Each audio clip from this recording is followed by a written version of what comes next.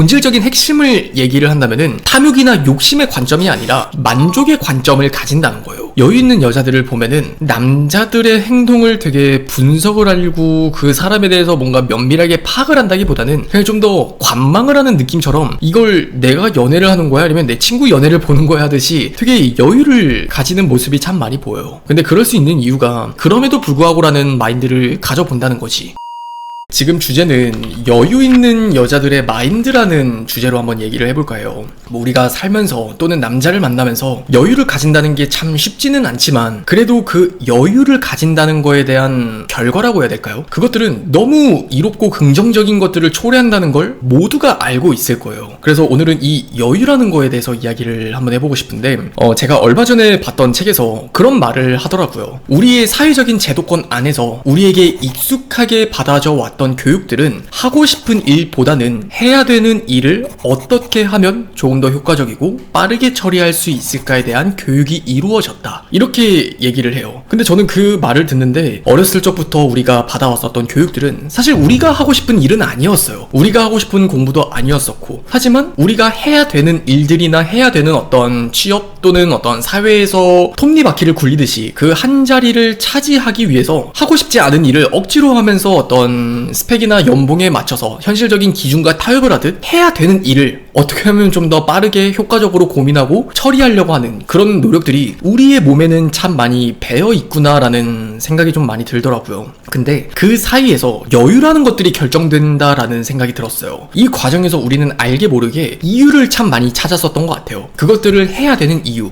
그래도 이걸 하면은 내 미래에 조금 더 도움이 될 테니까. 그래도 이걸 해야 내가 먹고 살 테니까. 그래도 이걸 해야만 나도 우리 가정을 책임질 수 있을 테니까. 사실 남자나 여자나 이건 여느 다를 건 없는 어떤 우리의 인생에서는 그 이유가 우리를 되게 지탱하게 만들듯이 그것들을 계속 해 나가게 만드는 하나의 어떤 기둥이 되는 것 같아요. 그 기둥이 된다는 관점에서는 그게 무조건 나쁘다라고 얘기를 할 수는 없겠지만 우리에게 여유를 갖지 못하게 만든 건 아니었을까. 그걸 여러분들도 한번 같이 생각을 해볼래요? 연애 역시도 별 다를 건 없는 것 같아요. 많은 여성분들이 남자를 만날 때도 그 이유에 대해서 집착을 하는 것들은 정말 많아요. 여유 없는 여자들을 보면은 그 이유가 참 중요해요. 그래도 그 사람이 인스타에 내 사진을 올렸으니까 라든지 또는 그 사람이 프로필 사진에 내 사진을 걸어뒀으니까 라든지 또는 그 사람이 친구들에게 내 소개를 하고 자연스럽게 그 과정에서 표현을 했으니까 라든지 연결고리라고 해야 될까요? 아니면 그 사람에 대한 확신이라고 이야기를 해야 될까요? 그 사람을 사랑하고자 하는 마음을 합리화하고는 어떤 이유를 우리는 관계 속에서 참 많이 만들어내는 것 같아요. 근데 하지만 여러분들도 짐작을 하겠지만 관계 속에 여유를 가지는 사람이든 또는 인생에서 여유를 가질 수 있는 사람들은 그 이유라는 것들에 대해서 크게 집착을 하거나 생각을 하지 않아요. 여러분들 주변에도 참 여유롭다라고 생각을 하는 사람들의 말투 또는 그들이 하는 말들을 잘 생각을 해보면은 어떤 이유가 붙지 않아요. 하지만 반대로 여유 없이 되게 급하게 사는 사람들을 보면은 언제나 인생에서 이유가 따라다녀요.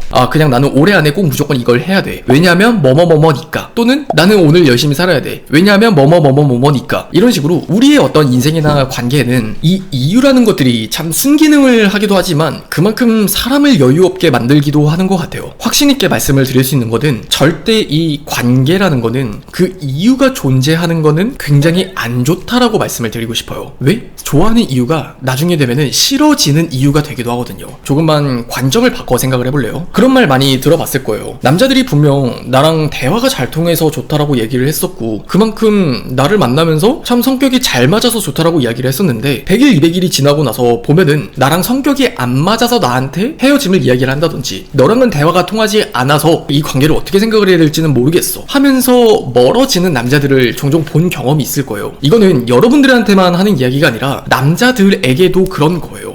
되게 많은 상황들을 예로 들어봐도 그렇죠. 그중 하나가 상황 이별이라는 것도 그래요. 되게 많은 남자들이 여러분에게 헤어짐을 이야기를 할 때 내 상황이 지금 이러이러하기 때문에 나는 너랑 헤어질 수밖에 없을 것 같아 라는 어떤 설득을 여러분에게 하려고 한단 말이죠. 근데 그 말이 진실이냐 거짓이냐가 중요한 게 아니라 그런 이유가 사람을 여유 없이 만들기도 한다는 거예요. 그러면은 우리가 여기서 좀 생각을 해봐야 될 거는 그 이유가 아니라 다른 무언가가 필요할 텐데 그 여유를 갖기 갖기 위해서는 뭐가 필요할까라고 생각을 한번 의문을 던져보자는 거죠. 저는 그에 대한 답이 뭐뭐 때문에 라기보다는 그럼에도 불구하고 라는 마인드인 것 같아요. 사소한 예를 들어보면 그렇죠. 우리가 한 번도 배워본 적 없는 그 어떤 피아노를 배워보려고 해도 우리가 그것들을 하지 말아야 되는 이유는 너무나 많아요. 그냥 나는 이제 시작하기엔 너무 늦었으니까. 어차피 나보다 다 잘 치는 애들은 많으니까. 어차피 내가 이걸 한다고 한들 6개월 1년간은 아무 곡도 치지 못할 때니까 난 이걸 하지 말아야 돼. 하지만 그럼에도 불구하고 라는 거는 사소한 피아노 하나를 배우더라도 그래 뭐 난 못 치지. 근데 그래도 일단은 쳐보는 게 재밌잖아. 하지만 그럼에도 불구하고 그냥 내가 일단 해보고 싶은 거니까 한번 해보자. 이런 마인드예요. 근데 이런 것들이 비단 인생을 살면서 관통하는 것뿐만이 아니라 연애에서도 그게 통용되는 부분이 참 많은 것 같아요. 어떤 누군가를 만났을 때 그 사람의 단점이 보일 수도 있고 또는 내가 생각하는 이상형이 아닐 수도 있어요. 그때마다 그럼에도 불구하고 라는 것들을 생각을 해보는 거죠. 이 사람은 비록 내가 원하는 정도의 어떤 섬세함을 가진 사람은 아니지만 그럼에도 불구하고 참 진정성이 있는 사람이잖아. 이 사람이 표현은 참 서툰 사람이지만 그럼에도 불구하고 나한테 최대한 노력을 하려고 하잖아. 이 사람이 나를 헷갈리게 행동은 하지만 그럼에도 불구하고 아직 연락을 계속 하고 있잖아. 우리가 인연이 끊어진 게 아니잖아. 이런 느낌이에요. 본질적인 핵심을 얘기를 한다면은 탐욕이나 욕심의 관점이 아니라 만족의 관점을 가진다는 거예요. 어떻게 보면 여유라는 게 사실 객관적으로 뭐 무조건 돈이 많고 남자에게 사랑을 받고 그래야만 여유 있는 여자, 여유 없는 여자 이게 나뉜다기보다는 생각 나름이라고 우리는 모든 사람들이 공감할 거예요. 이건 여러분들도 마찬가지일 거고. 하지만 대체 그 생각 나름이라는 거를 어디서부터 어떻게 나는 정리를 할 수 있을까? 근데 그 시작점이 저는 이유라기보다는 그럼에도 불구하고라는 마인드를 가져본다는 거지. 그래서 어떤 남자를 만날 때 여유 있는 여자들을 보면은 남자들의 행동을 되게 분석을 하려고 그 사람에 대해서 뭔가 면밀하게 파악을 한다기보다는 그냥 좀 더 관망을 하는 느낌처럼 이걸 내가 연애를 하는 거야? 아니면 내 친구 연애를 보는 거야? 하듯이 되게 여유를 가지는 모습이 참 많이 보여요. 근데 그럴 수 있는 이유가 그 여자들도 뭐 사랑받고 싶은 마음이 없어서라든지 또는 그 친구를 별로 좋아하지 않아서라기보다는 내가 그렇게 욕심을 낸다고 한들 사람 마음을 그렇게 나를 좋아하게 만들 수는 없다. 그걸 자연스럽게 인정을 하는 게 아닐까 싶어요. 그리고 저의 경우도 그건 마찬가지인 것 같아요. 어떤 마음에 드는 여자를 봤을 때 제 여자친구를 만날 때도 마찬가지였지만 사실 되게 예쁜 사람 혹은 매력적인 사람을 보면은 남자들 입장에서도 되게 마음이 조급해져요. 근데 지금까지 제 여자친구와 되게 좋은 관계를 유지할 수 있는 이유는 어떻게 보면은 그럼에도 불구하고라는 마인드를 참 많이 가졌기 때문인 것 같아요. 제가 여자친구를 처음 만났을 때 정말 솔직하게는 뭐 같은 남자로서 하루빨리 이 사람과 뭐 잠자리를 하고 싶을 수도 있는 거고 하루빨리 이 사람과 좀 더 가까워지고 싶기도 할 수 있어요.